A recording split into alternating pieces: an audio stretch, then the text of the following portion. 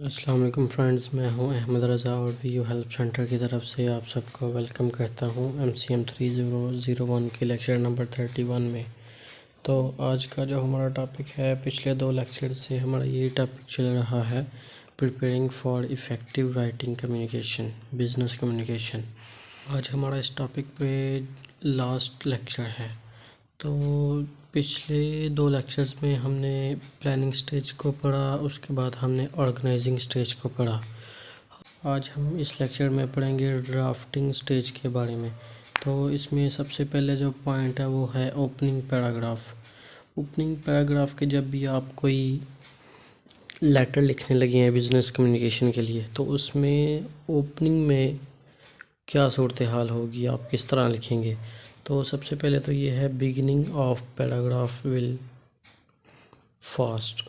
जब भी आप पैराग्राफ को स्टार्ट करें तो आप थोड़ा फास्टली बोलें, जल्दी से जल्दी चीज़ों को कवर करने की कोशिश करें, ताकि ऑडियंस का, रीडर का जो ध्यान है वो आपकी तरफ ही रहे। तो सेकंड पॉइंट है, beginning should appropriate for the situation, कि आप जो भी लाइंस, जो भी पैराग्राफ लिख रहे हैं, जो आपका टॉपिक है उस सिचुएशन के मुताबिक है कि आपने लिखना है या लिखा है रीडर्स के लिए, वो सिचुएशन के लिए रेलेवेंट है या नहीं। तीसरा पॉइंट है हमारे पास, avoid negative wording. Negative wording किसी भी लेटर में आपके रीडर्स के जहन में, आपके ऑडियंस पे बहुत ही बुरा असर डालती है। इसलिए आप नेगेटिव वर्डिंग, नेगेटिव थिंकिंग को इस लेटर से दूर ही रखें। और इस पे आगे जो पॉइंट है, don't waste your time and the readers time. आप अपने लेटर को इस तरह शॉर्टेस्ट वे में लिखें कि आपका लिखने में टाइम बच जाए, आपके रीडर का पढ़ने में टाइम बच जाए, और फ्यूएस्ट पॉसिबल वर्ड्स में आप अपनी बात को इस तरह से कंप्लीट करें कि थोड़े से टाइम में, थोड़े से अल्फाज में आपकी जो रीडर्स हैं वो आपकी बात को कंप्लीटली समझ सकें और उसका फुल मीनिंग जो है वो समझ सकें। आगे है जी, गाइडलाइंस फॉर एंडिंग पैराग्राफ। ये पहले तो हमने पढ़ा है स्टार्टिंग पैराग्राफ के लिए, तो अब हमारे पास जो गाइडलाइंस हैं वो हैं एंडिंग पैराग्राफ के लिए। इसमें सबसे पहले है, state the desired action clearly and completely. जो भी एंड पे हमने एक्शन परफॉर्म करना है, एंडिंग ऑफ द पैराग्राफ, वो बिल्कुल क्लियर और कंप्लीट होना चाहिए। State what is to be perform, ये आपने क्लियरली बताना है कि हमने इसमें परफॉर्म क्या करना है। How is action to be perform, कि ये एक्शन परफॉर्म कैसे होगा। लेटर के एंड पे क्या हमें सिग्नेचर करने पड़ेंगे, क्या हमें स्टैम्प लगानी पड़ेगी, क्या कुछ फॉर्मेलिटीज़ हैं जो हमें पूरी करना पड़ेंगी, जो भी है ये बिल्कुल क्लियर होना चाहिए। उससे आगे पॉइंट है, state when the action is performed, कि आपने जो लास्ट डेट है वो लाजमी एंड पे मेंशन करनी है कि इस डेट से पहले पहले या इस टाइम से पहले पहले आपने ये एक्शन परफॉर्म करना है और ये जो लेटर है वो रिटर्निंग बैक करना है। उसके आगे जो पॉइंट है, make the action easy to perform, वही बात कि आपने रीडर्स के लिए आसानी पैदा करनी है कि वो ईजीएस्ट वे में आपको जो है वो अपना लेटर जो है उस पे जो भी एक्शन है वो परफॉर्म करने के बाद आपको रिटर्न कर सके। उसके बाद पॉइंट है जी, include reader benefit material if possible. अगर आपके लेटर में कुछ ऐसा है कि जिसमें रीडर को दिलचस्पी हो सकती है या रीडर के फ़ायदा मंद है, तो उसे लाजमी मेंशन कीजिए। और इसमें भी वही है कि अवॉइड नेगेटिव वर्डिंग, आपने नेगेटिव वर्डिंग, नेगेटिव थिंकिंग बिल्कुल इस्तेमाल नहीं करनी है। उसके बाद एंड वाला पॉइंट है जी, give information in shortest way to the reader. इससे आपका टाइम भी बचेगा, रीडर का पढ़ने में टाइम बचेगा, और शॉर्टेस्ट वे में आप इस तरह से अपनी बात को कंप्लीट करें। जैसे विजुअल एड्स में मैंने बताया था कि किसी भी बात को अपने अल्फाज में इस तरह से थोड़े से लफ्ज़ों में बयान कर देना कि सामने वाले को आपकी बात की समझ आ जाए। तो इससे आपका टाइम भी बचेगा और सामने वाले का भी टाइम बचेगा। उसके बाद जो पॉइंट है वो जी बॉडी कंपोजिशन, इसमें है adjust your message to fit time and space available. आपको जो टाइम दिया गया है कोशिश करें कि उस टाइम के अंदर अंदर रहते हुए अपने लेटर को, अपने मैसेज को, अपने पैराग्राफ को कंप्लीट करें।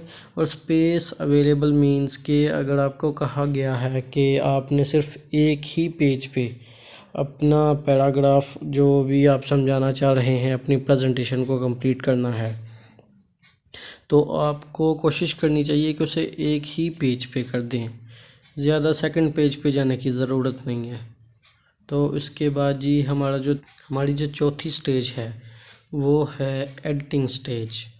तो पीछे हमने सबसे पहले पढ़ ली प्लानिंग स्टेज, उसके बाद हमने पढ़ ली ऑर्गेनाइजिंग स्टेज, उसके बाद जो हमने पढ़ी है वो है ड्राफ्टिंग स्टेज। और अब चौथी जो स्टेज है हमारी वो है एडिटिंग स्टेज। इसमें हमने एडिट करना है कि एक बिज़नेस राइटर को एक छोटा सा लेटर लिखने के लिए कितनी ज़्यादा स्टेजेस से गुजरना पड़ता है। ये चौथी स्टेज है एडिटिंग स्टेज। इसमें है check the information is correct और नॉट। आपने जो भी पैराग्राफ लिखा है, आपने जो भी मैसेज लिखा है अपने ऑडियंस के लिए, अपने रीडर के लिए, उसे एक बार क्लियरली पढ़ लीजिए कि उसमें आपने जो भी इंफॉर्मेशन दी है वो बिल्कुल ठीक है, या अगर कोई कमी पेशी है तो उसे पूरा कर लिया जाए। क्योंकि अगर आपके रीडर के पास या अपने ऑडियंस के पास गलत इन्फॉर्मेशन पहुंच जाए तो इससे उनके ऊपर बहुत ही ज़्यादा बुरा असर पड़ता है, तो उनकी अटेंशन भी जो है वो बरकरार नहीं रहती है। तो वो सेकंड पॉइंट है, is the information relevant to the audience.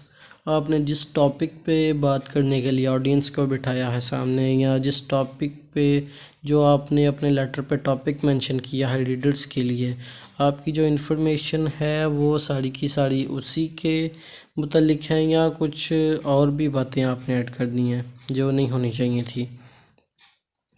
उसके बाद है जी have you provide enough information to satisfy the audience.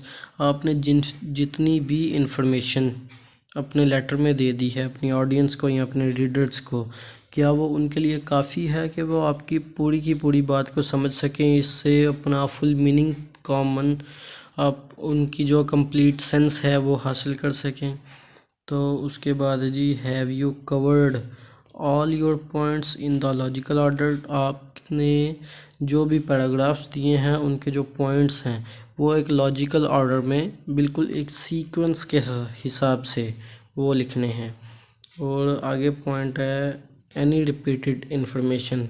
आपने बार बार चेक करना है कि कोई ऐसी इन्फॉर्मेशन तो नहीं है लेटर में जो हम बार बार रिपीट कर रहे हैं, क्योंकि इसमें रिपीटिंग नहीं होनी चाहिए।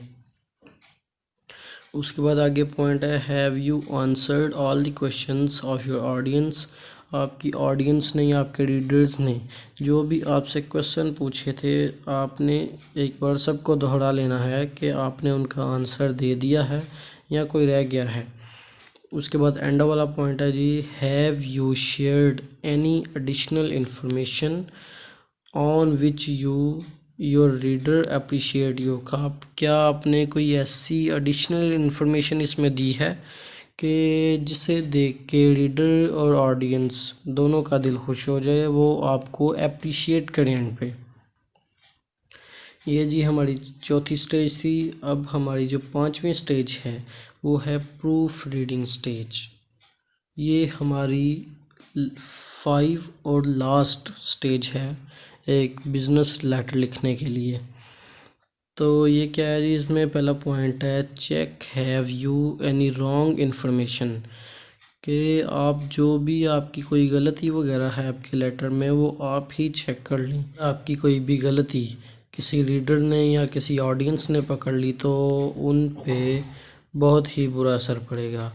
और सेकंड पॉइंट है जी accuracy of dated figures, amounts and numbers, कि आपने जो भी डेट्स डाली हैं, जो भी फिगर्स हैं, अमाउंट्स हैं, या जो भी आपने नंबर्स लिखे हैं वो बिल्कुल करेक्ट हैं। उसके बाद तीसरा पॉइंट है जी मिसस्पेल्ड वर्ड्स। आपने सारे के सारे अपने ग्रामर की और स्पेलिंग की जो भी गलतियां हैं उनको अच्छी तरह से देख देख के करेक्ट करना है। लास्ट पॉइंट है जी सीक्वेंस ऑफ कंटेंट्स, कि अगर आपकी जो प्रेजेंटेशन है वो एक दो पेज की नहीं है, मतलब कि ज़्यादा पेजेस की है, ज़्यादा पैराग्राफ्स हैं, अगर आपके 10 पेजेस बन चुके हैं तो उनमें सबसे पहले पेज पे जब आप कंटेंट्स देंगे तो वो टॉपिक्स को देख देख के देंगे कि कौन सा टॉपिक है और ये कौन से पेज नंबर पे है। ये सीक्वेंस जो है इसमें भी आपने गलती नहीं करनी है। तो ले जी, हमारी आज की समरी यही है पिछले 3 टॉपिक्स की, के जो अभी हम पढ़ रहे हैं कि एक बिज़नेस लेटर लिखने के लिए एक राइटर को, प्रोफेशनल राइटर को किन 5 स्टेजेस में से गुज़रना पड़ता है। उनमें सबसे पहली हमने पढ़ी थी प्लानिंग स्टेज, उसके बाद थी ऑर्गेनाइजिंग स्टेज, उसके बाद थी ड्राफ्टिंग स्टेज, और इसके बाद हमने पढ़ी एडिटिंग स्टेज, और एंड पे हमने पढ़ी है प्रूफ रीडिंग स्टेज। तो ये थी जी हमारी 5 स्टेजेस और पिछले 3 लेक्चर्स की समरी, के जिनमें से गुज़रकर एक बिज़नेस लेटर लिखा जाता है। एक राइटर को एक बिज़नेस लेटर लिखने के लिए इन 5 स्टेजेस के मरहले में से गुज़रना पड़ता है। तो लीजिए, हमारी इस वीडियो का भी अख्ताम हो चुका है। अगर आपको किसी किस्म का कोई क्वेश्चन हो तो आप हमें कमेंट में पूछ सकते हैं, और हमारी वीडियो को लाइक कीजिए, सब्सक्राइब कीजिए, अपने दोस्तों के साथ शेयर कीजिए और अपना ख्याल रखिए। अल्लाह हाफ़िज़।